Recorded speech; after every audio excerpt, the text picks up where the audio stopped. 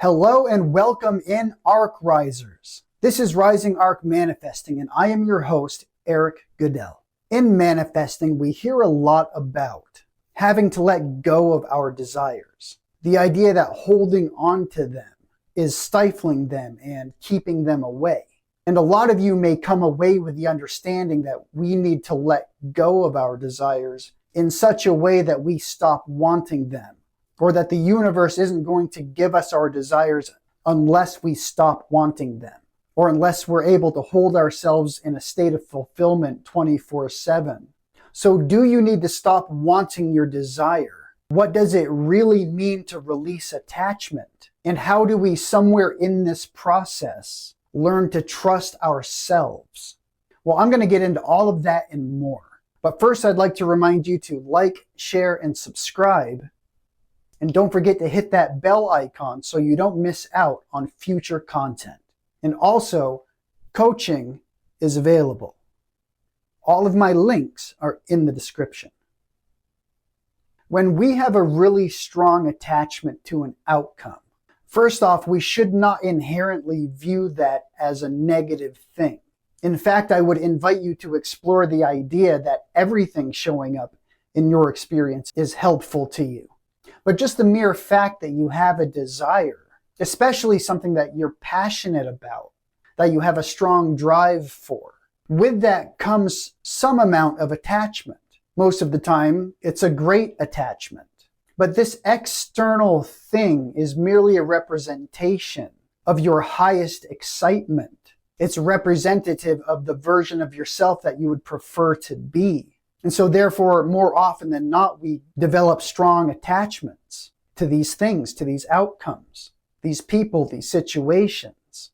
And that's part of the human experience. When things matter, and they matter a lot, it creates that passion, that drive, that leads us into more experiences. It leads us into more ways, more opportunities to better know ourselves, and ourselves in relation to the world around us that we have created as conscious creators. And you might say to me, okay, well then I do have a strong attachment to my desire, but the manifestation community and the coaches that I listen to or talk to are telling me to release my attachment. They're telling me to let it go or to drop it. And this sounds a lot like giving up on it. This sounds a lot like having to let it go and not wanting it anymore. That the very fact that you want it is keeping it away from you. It's repelling it from you. Well, I want to say that it's a lot more nuanced than that. And the mere fact that you have a passion to experience something, that you're motivated for it or excited for it in any way, it's just a mirrored reflection, a representative of your highest good, your connection with the divine, a connection with your true self. So these deep desires that we have, they're avenues, they're conduits through which we can connect with these higher dimensional aspects of ourselves. So you might be asking me, well, if you're saying that my attachment to my desire indicates such wonderful and grandiose things, then why do I need to release my attachment to my desires? Or is that even something that I have to do in the first place? And then if so, why do I have to do this? And what does it even mean to release my attachment? I just want to say that it's not necessarily your attachment to your desire which is limiting you, but it's your attachment to beliefs and concepts that you may have and that you may be reinforcing about yourself in relation to those desires. Like if you have a desire to be wealthy, but then you're complaining about being broke all the time. Or you want that perfect romantic relationship, but then you're always reinforcing the idea that it can't happen for you, or that you're not good enough, etc. But like I said at the beginning, let's entertain this idea that everything that's showing up in our experience is beneficial to us. Because remember, it is our responsibility as conscious creators, conscious manifestors, that we keep in mind definitions that we are assigning to everything. We need to be conditioning ourselves to be aware as much as possible, to make ourselves the gatekeepers of our thoughts and beliefs, the stories that we're repeating. And I know that a lot of these stories, a lot of these definitions, a lot of these meanings come from well-founded scientific first-hand experience. Old wounds, past experiences, objective reality may have proven to you time and time again that certain areas of your life where you feel lacking or where you feel separated from what it is that you want. I want you to know it's not about denying circumstances or denying how you feel about it or pretending that something doesn't appear the way that it objectively does. But these moments are extremely valuable opportunities to step into that vigilant state of mind where you plant yourself firmly at the gate of your mind and identify limiting beliefs, negative concepts. And right then and there, that's an extremely powerful moment because that's an opportunity for you to decide what meaning it has for you going forward. I want you to know that it's not about forcing yourself to feel any particular way about it. We're manifesting our realities 100% of the time. We're all having this limited human experience in the experience of highs and lows, of definitions and contrasts, of good and bad, of wanted and unwanted. All exist here in the third dimension because it's a world of duality, of apparent opposites. But remember that all opposites come together. All contradictions are reconciled because that higher dimensional part of yourself is outside of time. It's outside of limitations. Creation is finished because it's all that there is. One singular point of infinite complexity, infinite intelligence, that infinitely aware awareness of God consciousness, which is your very consciousness, expressing itself in limited 3D form. But remember that everything is here right now. There's nothing that we are separate from. So your higher self is not way out there in the clouds. There's no real bridge to cross. Although in the third dimension, in a linear experience, in a sequential experience, we cross many different bridges of incidents to different outcomes that lead us to different circumstances. But this God consciousness is completely outside of time.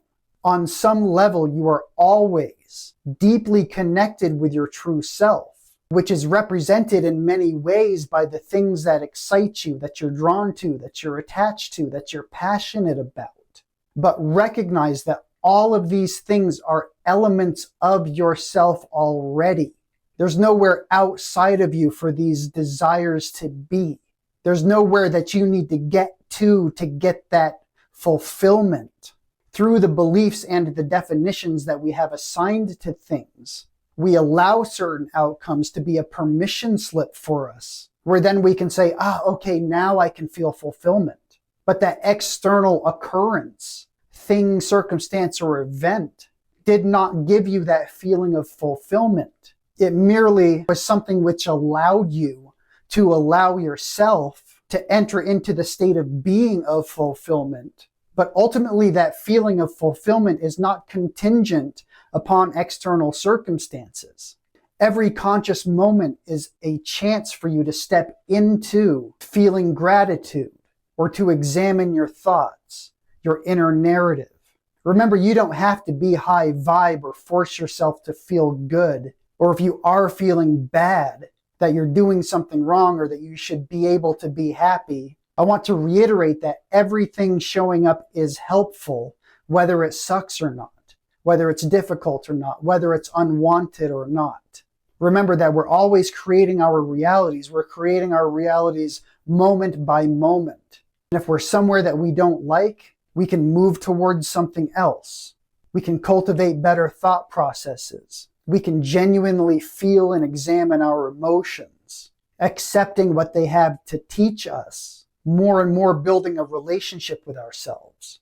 The more that we do these things, we are going to build a relationship with ourselves. Remember that a lot of these deep attachments, that we have a lot of ideas about being separate from, these important things that we want, these negative attachments, these negative stories come from a place where we genuinely mistrust ourselves, or where we're seeking something that's going to validate us. Getting your desire is not going to validate you. Putting the power of your own validation in the hands of some external event, circumstance, or person is only going to misalign the state of being that you're occupying with your desires, with your highest self, with your highest good. These external representations, these manifestations, are only shadows of a higher dimensional reality, given form in your world through your beliefs and your convictions and your concept of self in relation to them. Every moment is a moment to choose. Every moment is a moment to be aware, to be conscious of, to reflect on what we're accepting, what we're telling ourselves, the deep convictions that we're deciding to hold on to, and to remember ourselves as inherently worthy, as inherently validated despite external circumstances. That there is nothing that we truly need from this world because we contain it all. Arc Risers, thank you so much for watching. If you enjoyed this video, please hit that like button. And if you're new here, go ahead and subscribe and hit that bell icon so you don't miss out on any future content. Remember that coaching is available. I would love to help you understand on a deep level how manifestation works, why circumstances don't matter, and how it is that you are the operant power of your reality. I want to help you overcome your blocks and boldly and confidently manifest what you want. Until next time, Arc Risers, and don't forget, never stop rising. What's that? You're still here? Well, that must mean that you're in need of a notebook, particularly a groovy notebook where you can do your scripting, write your affirmations. You can do your journaling. I mean, look how gorgeous these things are. So pick one up today. You get a beautiful notebook, and you help me spread the good news of conscious creation. It's a win-win. So yeah, what are you waiting for? And remember, never stop rising.